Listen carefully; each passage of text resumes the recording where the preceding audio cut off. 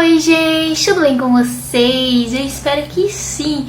E sim, aqui estou com a minha blusa que tá saindo andando, porque eu sou apaixonada por essa blusa, é a minha blusa favorita. E claro que na hora de eu gravar o vídeo pra vocês, os vizinhos começam a fazer reforma. Muito bom, gente. E sem mais delongas, eu já vou convidar, se você é novo por aqui, se inscrever no canal e deixar o seu like, que me ajuda muito a mandar esse vídeo pra mais e mais pessoas. E hoje eu vou falar a respeito do meu processo de conversão pra vocês. Eu falei sobre quando eu fui batizada pelo Espírito Santo e eu vi que vocês gostaram muito, então eu achei muito legal vir aqui falar a respeito do meu processo de conversão. Algumas de vocês pediram esse tema e eu queria falar um pouquinho a respeito. Pra quem não me conhece e quer saber um pouco mais aprofundado da minha história, na abertura do meu canal, na página principal do meu canal, tem um vídeo lá em detalhes contando a minha história referente à depressão, e foi assim que eu cheguei, né, até onde eu estou aqui hoje no canal, tem todo o propósito ali. Então se você quer saber um pouquinho mais da minha história, link aqui no card, tá? Mas eu vou contar de uma forma resumida hoje como foi o meu processo de conversão. E o meu processo de conversão começou com os meus pais. Como? Bom, meu pai tava passando um dia na vila ali onde a gente morava, no bairro onde a gente morava. Em frente à minha escola tinha a igreja que eu frequento. Fazem 11 anos que eu faço parte dessa igreja. Eu tenho 27, eu entrei com 26. Comecei a ir pra igreja com 26 anos. E aí meu pai tava passando lá na frente. E aí um amigo dele falou assim: ah, Neneca, era o apelido do meu pai. Olha, o pastor tá precisando de mão de obra aqui, porque a igreja tava expandindo, né? E aí meu pai é pintor. Ele falou assim: você não quer ajudar aqui? Meu pai falou: opa, claro, vamos lá, vamos ajudar, vamos fazer, vamos acontecer. E claro, com esse gancho, o pastor tava lá todo dia ajudando, jogava um somebody love, gospel no meu pai. E aí ele resolveu ir no culto, né? E convidou minha mãe, e aí eles começaram a frequentar. E eles me chamavam. Mas eu não queria muito. Na verdade, eu era meio cara de pau, porque eu falava assim que eu só ia pra igreja quando Jesus viesse me buscar lá em casa. Ousada, né? Mas, gente, às vezes a gente fala umas coisas e, tipo assim, Deus não é surdo. E algumas coisas ele traz a gente à prova, porque aconteceu, vocês vão saber como. Mas enfim, os meus pais iam tudo pra igreja. E o meu pai gostava de uma manguabinha, de uma cachaçinha ali, de uma cervejinha, de um bar. E a minha mãe gostava de fazer arremesso de prato. Quem nunca conheceu aquela mãe que gosta de fazer um arremesso de prato? Então, minha mãe era dessas pessoas, dessas mães que faziam arremesso de prato quando estava estressada. E gritava, e falava palavras muito infelizes para mim e para minha irmã. Mas mais para mim, né, porque eu gostava mais de afrontar ali. E aí, gente, acontece que eles começaram a mudar esse jeito deles. E eu comecei a ver, algo está realmente acontecendo, a igreja está fazendo bem pra eles, né? Mas nisso demorou 2 anos. E aí, após esses 2 anos, eu comecei a entrar num processo de depressão que tinha a ver com a minha relação com a minha mãe, né? Que a gente não tinha um bom relacionamento. Minha mãe usava palavras não muito legais comigo, me chamava de burra, de gorda, falava que eu ia precisar de plástica, né? Eu não tinha muita sapiência das palavras. Claro que hoje nós duas somos curadas, nós duas somos transformadas, mas eu tô contando pra vocês como que foi. Por favor, não julguem minha mãe, gente, acontece, né? Então eu comecei a entrar num processo de depressão, isso com a mudança de escola, que eu tava... Eu não vou entrar em detalhe, gente, porque tem um vídeo sobre isso, linkado aqui, tá contando exatamente como que eu entrei no processo de depressão, mas eu preciso introduzir esse assunto pra vocês. E aí, eu fui ficando muito doente, e aí realmente eu falava que eu só ia pra igreja quando Jesus fosse me buscar em casa. Acontece que eu comecei a ficar muito mal, e aí meu pai falou: olha, vamos lá no culto, vai ser legal e tudo. E aí eu comecei a ir.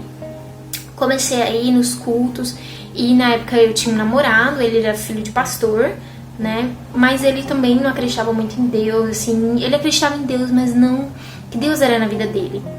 Então ele que me ajudava muito durante a minha doença, porque todos os meus amigos se afastaram de mim, né? Porque ninguém gosta de pessoa doente, pessoa triste. A gente gosta dos quê? Dos amigos na hora da farra, na hora da festa, na hora de dar risada, né? Mas isso foi bom porque aí fui vendo que eu não tinha amigos de verdade. Então eu comecei a frequentar a igreja com os meus pais e fui conhecendo Jesus e fui permitindo que ele fosse me transformando aos poucos. E durante esse conhecer Jesus, conhecer a igreja, levou 2 anos, porque como eu tinha depressão, eu era muito isolada. Eu não me socializava com as pessoas, não queria fazer parte do grupo de jovens, tinha vergonha de tudo. Tinha crise de ansiedade dentro da igreja durante os cultos. Eu tive algumas crises bem fortes e onde Deus foi falando comigo. Tinha graves problemas com baixa autoestima, que já assistiu meus vídeos relacionados a isso, também sabe. Então assim, eu não me permitia ter muito contato com as pessoas. Então, dos meus 16 aos 18, eu fui uma frequentadora de culto, né? Eu não me permitia participar, não me permitia envolver, mas eu fui conhecendo a palavra de Deus e fui deixando que ela fosse penetrar no meu coração. Então surgiu a oportunidade do batismo quando eu tava com 18 para 19 anos, mais ou menos, e aí eu decidi me batizar. O processo do batismo foi bem difícil, porque eu me relacionava com esse namorado e era a única pessoa que se importava comigo depois dos meus pais, né, que me ajudava nos processos de depressão. E nós não tínhamos um relacionamento santo, como vocês bem sabem. Eu não nasci no berço cristão, não sabia sobre a verdade, a Bíblia, o que o sexo significava. Por isso que eu falo sobre isso a respeito aqui no canal. Então eu tinha um relacionamento íntimo com esse namorado. E aí, quando eu fui conhecendo Jesus e fui entendendo por que o sexo era pecado dentro do namoro, fui conhecendo as verdades a respeito de Cristo, eu fui ficando chateada com ele. Porque ele era filho de pastor, gente, ele sabia de tudo isso. E eu cobrei ele de ter me ensinado a respeito, né? Então eu comecei a pensar muito sobre isso. E quando eu decidi me batizar, eu chamei ele para conversar e falei assim: olha, fulano, eu quero me batizar. Eu já não estou me sentindo mais à vontade em ter relações com você. Então eu tô aqui colocando nas suas mãos a decisão de continuar ou não nesse relacionamento, porque eu vou me batizar e nós não vamos ter mais relações sexuais. Então você quer continuar comigo ou você quer vazar? Foi bem assim, gente, foi desse jeito que eu falei com ele. Fui bem sincera, fui direta e honesta. E ele falou: não, você tá louco, eu não tô com você por causa de sexo, não sei o que, não. Porque eu falei: olha, só depois do casamento agora. Ele super me respeitou e me apoiou a decisão do meu batismo e falou que estaria junto comigo. Pois bem, no dia do meu batismo foi um dia de batalha espiritual muito intensa, muito pesada. Claro que na época eu não tinha muita dimensão, porque eu era nova convertida, não tinha muita dimensão da questão espiritual. Às vezes a gente até perde nessa dimensão, às vezes até hoje. Gente, eu acordei com uma angústia tão pesada, tão grande, e eu só chorava. Aí eu liguei pra esse namorado, porque ele morava em outra cidade. Falei: olha, eu não quero me batizar, eu tô com medo, tem muitos pensamentos ruins na minha mente, eu tô com crise de ansiedade, eu não sei o que eu faço. E ele sabia da minha vontade de me batizar, e ele falou: não, meu, vai e tal. Aí meu pai entrou no quarto e falou: você não quer se batizar, né?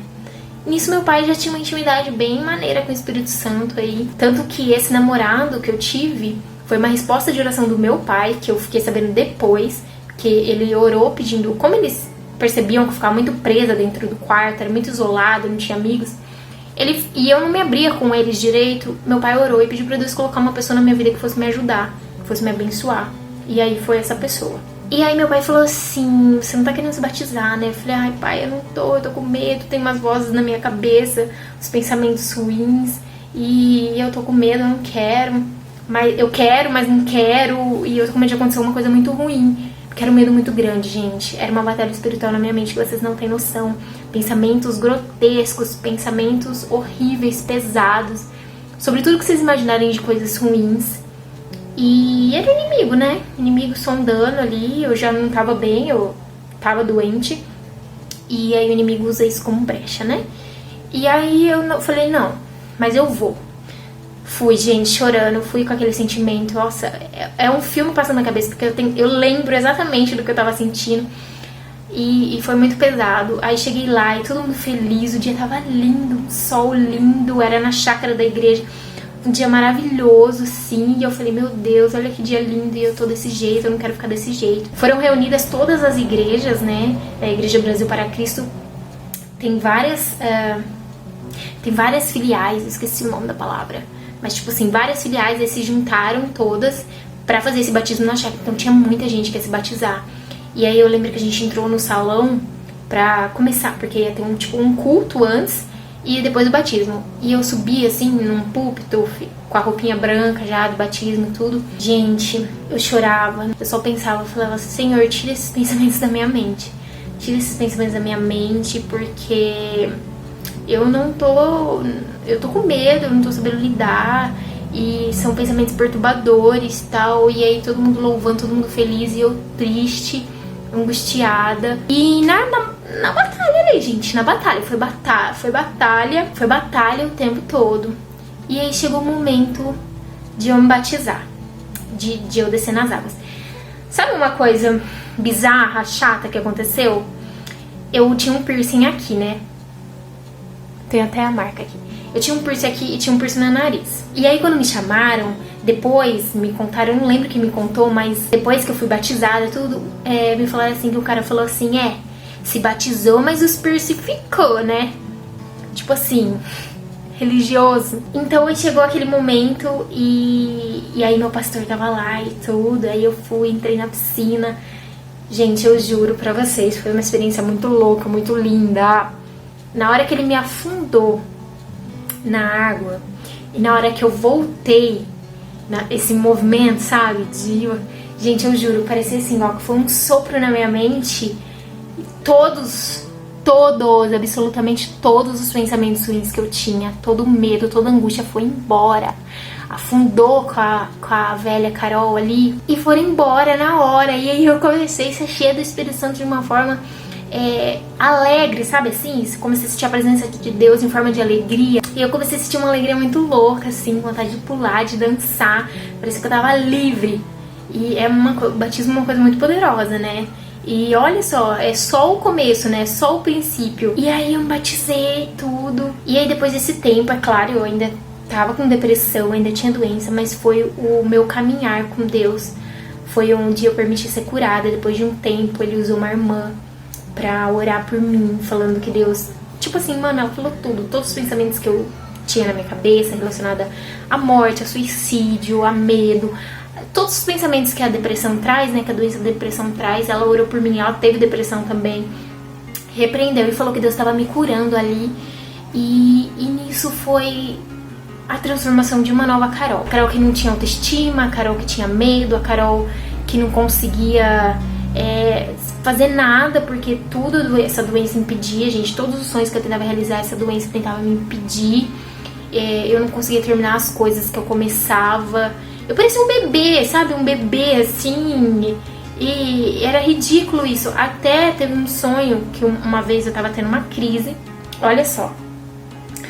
Lembra que eu falei pra vocês que eu falava que eu só ia pra igreja quando Deus fosse me buscar lá em casa?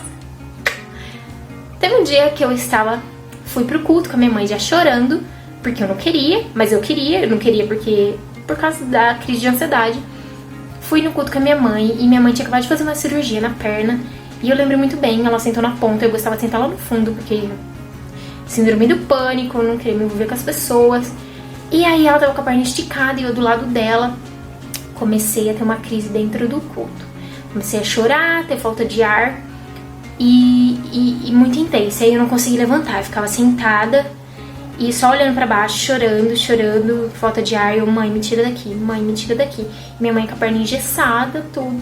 Aí minha mãe falou, peraí que eu vou chamar alguém, coitada. Foi toda com a perna zoada, foi chamar alguém. Nisso, uma pessoa que tava do meu lado até hoje, eu não sei quem é essa pessoa, grudou na minha mão e começou a orar, interceder. E eu chorava, e eu falava obrigado. E eu não conseguia olhar pra ela, gente, não conseguia ver quem era aquela pessoa. Mas aquela pessoa foi um anjo na minha vida. E aí minha mãe me buscou uma diaconisa pra me levar lá fora. Me levou lá fora e elas tentando conversar comigo, me acalmar. E eu com vergonha de falar o que eu tava pensando, porque eram pensamentos muito pesados. Veio a líder de jovens na época. Aí ela falou assim, olha, faz tempo que eu tô tendo um sonho. E nesse sonho tem um bebezinho chorando. Deus me mostrava um bebezinho chorando. E eu tentava ninar o bebezinho não parava de chorar. Eu tentava dar leite pro bebezinho, o bebezinho não parava de chorar.